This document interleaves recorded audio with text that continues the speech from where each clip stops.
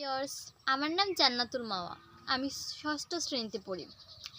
আমার আব্বু চাকরি করে শহরে, তাই ওইখানেও যেতে হয়। আবার গ্রামে আমাদের দাদার বাড়ি, আমরা গ্রামে আসি, শহরে যাই।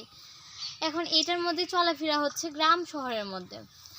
এখন আমি যে গ্রামে শহরে ছিলাম, তখন তো একটা শহরে যে কালো বাতাস আর হলো অক্সিজেন পাওয়া কঠিন বিষয়। শহরে প্রথম থেকেই সকালে হর্ন বাজনা কত কিছুই না বাজে। গ্রামে যখন থেকে আমি থাকা শুরু করেছি, মাঝে মধ্যে আসার পর থেকে আমার খুব ভালো লাগছে গ্রাম।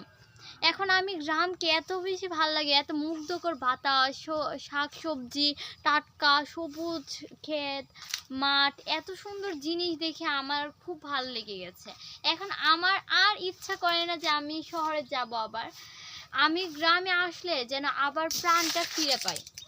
আমার যে কত ভালো লাগছে এটা সবাইকে বলে বোঝাতে পারবো না। তাই আমি চাচ্ছি, আমি শহর থেকে গ্রামই আমার কাছে বেশি ভালো লাগে।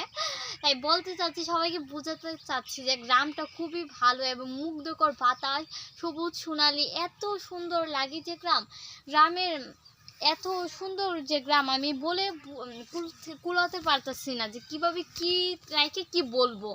গ্রামের শাক সবজি যেমন টাটকা, ফলমূল ভেজাল মুক্ত ফলমূল আছে, আমরা খেয়ে শান্তি পেতে পারি। আর শহরে এত বিষাক্তকর সব কিছু আর হর্ন বাজনে এত কিছুর কারণে আমাদের কানে খুব সমস্যা হয়।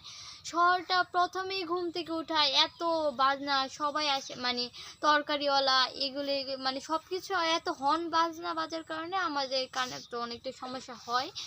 আর জ্যামে পড়ে থাকতে হয়, কোনো গাড়িতে চলাফেরা করলেই জ্যাম, এত বেশি জ্যাম, এত গরম আর বাতাস, অক্সিজেন পাওয়াটা কিন্তু কঠিন বিষয় হয়ে যায়।